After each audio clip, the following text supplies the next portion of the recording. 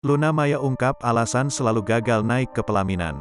Luna Maya selalu gagal dalam hubungan asmara, mantan kekasih Ariel Noah ungkap alasannya, kuncinya dicintai dan mencintai. Model 39 tahun tersebut mengaku selalu gagal naik ke pelaminan. Hal ini disampaikan Luna Maya saat menjadi bintang tamu di YouTube Kiss You TV milik pedangdut Ayu Ting Ting.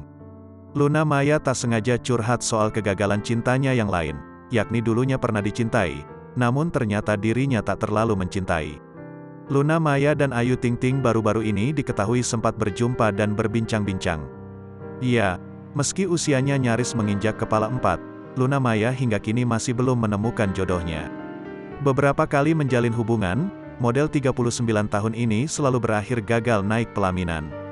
Jarang diumbar ke publik, baru-baru ini Luna Maya tampak curhat soal masalah cintanya. Terlebih soal kegagalannya menjalin hubungan hingga berkali-kali. Hal itu diungkap Luna Maya saat menjadi bintang tamu di YouTube Kiss You TV pada Selasa, tanggal 22 November tahun 2022.